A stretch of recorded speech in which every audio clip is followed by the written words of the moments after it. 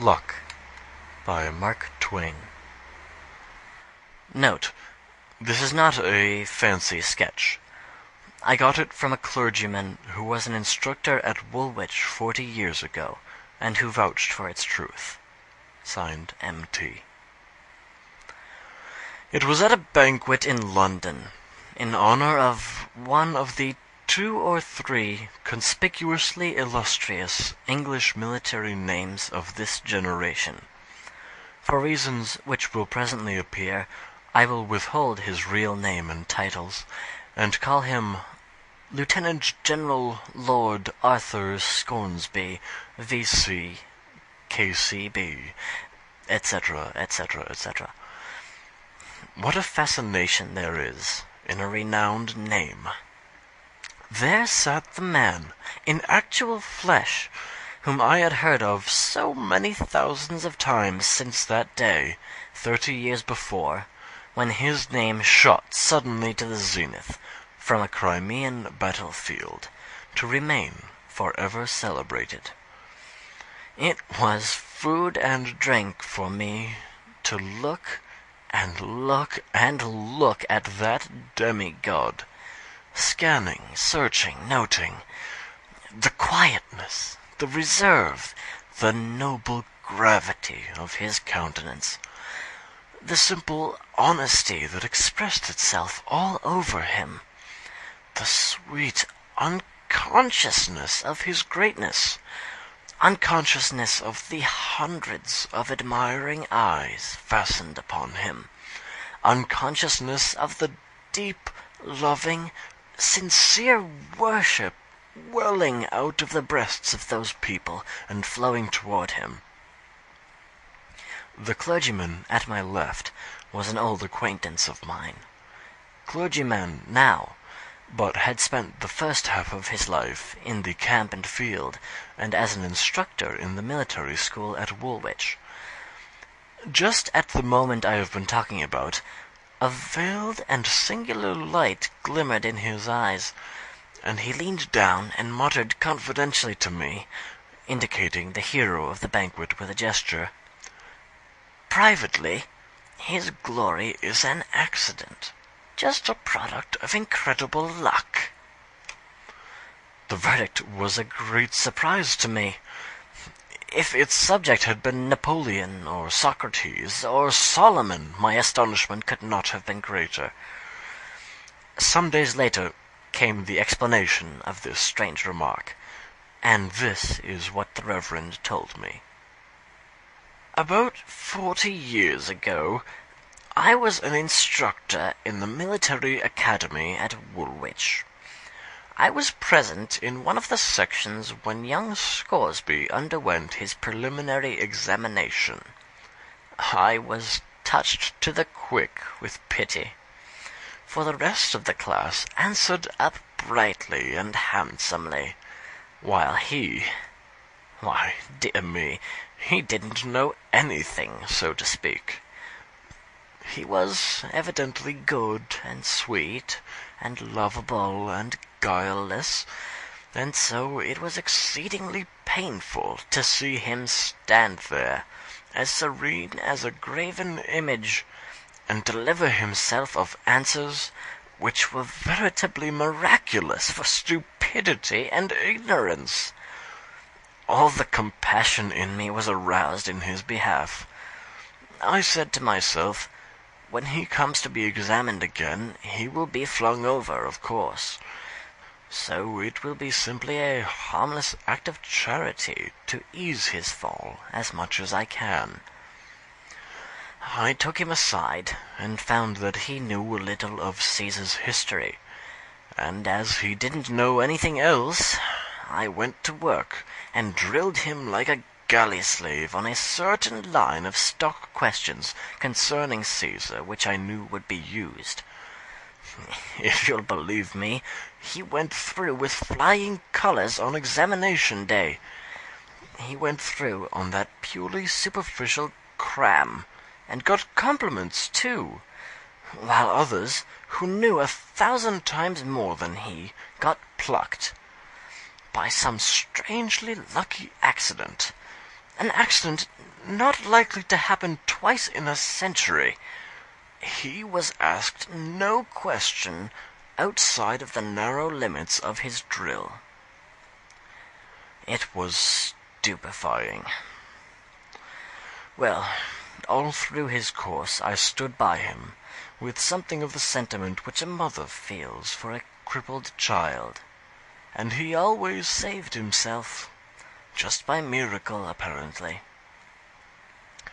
Now, of course, the thing that would expose him and kill him at last was mathematics. I resolved to make his death as easy as I could. So I drilled him and crammed him, and crammed him and drilled him, just on the line of questions which the examiner would be most likely to use, and then launched him on his fate. Well, sir, try to conceive of the result. To my consternation, he took the first prize, and with it he got a perfect ovation in the way of compliments. Sleep. There was no more sleep for me for a week. My conscience tortured me day and night. What I had done purely through charity, and only to ease the poor youth's fall. I never had dreamed of any such preposterous result as the thing that had happened. I felt as guilty and miserable as the creator of Frankenstein. Here was a wooden head whom I had put in the way of glittering promotions and prodigious responsibilities, and but one thing could happen. He and his responsibilities would all go to ruin together at the first opportunity. The Crimean War had just broken out. Of course, there had to be a war, I said to myself. We couldn't have peace, and give this donkey a chance to die before he is found out. I waited for the earthquake. It came, and it made me reel when it did come. He was actually gazetted to a captaincy in a marching regiment. Better men grow old and grey in the service before they climb to a sublimity like that. And who could ever have foreseen that they would go and put such a load of responsibility on such green and inadequate shoulders? I could just barely have stood it if they had made him a cornet. But a captain! Think of it! I thought my hair would turn white. Consider what I did. I, who so loved repose and inaction. I said to myself, I am responsible to the country for this, and I must go along with him, and protect the country against him as far as I can. So I took my poor little capital that I had saved up through years of work and grinding economy, and went with a sigh and bought a cornetcy in his regiment, and away we went to the field. And there, oh dear, it was awful. Blunders? Why, he never did anything but blunder. But, you see, nobody was in the fellow's secret. Everybody had him focused wrong, and necessarily misinterpreted his performance every time. Consequently, they took his idiotic blunders for inspirations of genius. They did, honestly. His mildest blunders were enough to make a man in his right mind cry. And they did make me cry, and rage and rave, too, privately. And the thing that kept me always in a sweat of apprehension was the fact that every fresh blunder he made increased the lustre of his reputation. I kept saying to myself, he'll get so high that when the discovery does finally come, it will be like the sun falling out of the sky. He went right along up, from grade to grade, over the dead bodies of his superiors, until, at last, in the hottest moment of the Battle of blank, down went our colonel, and my heart jumped into my mouth, for Scoresby was next in rank. "Now for it," said I. "We'll all land in Sheol in 10 minutes, sure." The battle was awfully hot. The Allies were steadily giving way all over the field. Our regiment occupied a position that was vital. A blunder now must be destruction. At this critical moment, what does this immortal fool do but detach the regiment from its place and order a charge over a neighboring hill where there wasn't a suggestion of an enemy. "There you go," I said to myself. "This is the end at last." And away we did go, and were over the shoulder of the hill before the insane movement could be discovered and stopped. And what did we find? An entire and unsuspected Russian army in reserve. And what happened? Were we eaten up? That is necessarily what would have happened in 99 cases out of 100. But no. Those Russians argued that no single regiment would come browsing around there at such a time.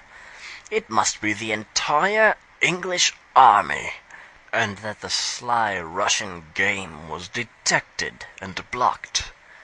So they turned tail, and away they went, pell-mell over the hill and down into the field in wild confusion, and we after them. They themselves broke the solid Russian center in the field, and tore through, and in no time there was the most tremendous rout you ever saw, and the defeat of the Allies was turned into a sweeping and splendid victory. Marshal Canrobert looked on, dizzy with astonishment, admiration, and delight, and sent right off for Scoresby, and hugged him, and decorated him on the field in presence of all the armies. And what was Scoresby's blunder that time? Merely the mistaking his right hand for his left. That was all.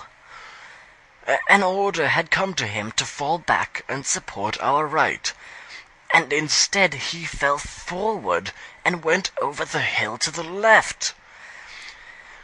But the name he won that day, as a marvelous military genius, filled the world with his glory, and that glory will never fade while history books last. He is just as good and sweet and lovable and unpretending as a man can be, but he doesn't know enough to come in when it rains. He has been pursued, day by day and year by year, by a most phenomenal and astonishing luckiness. He has been a shining soldier in all our wars for half a generation. He has littered his military life with blunders, and yet has never committed one that didn't make him a knight or a baronet or a lord or something. Look at his breast. Why, he is just clothed in domestic and foreign decorations. Well, sir, every one of them is a record of some shouting stupidity or other, and, taken together, they are proof that the very best thing in all this world that can befall a man is to be born lucky. End of Luck by Mark Twain.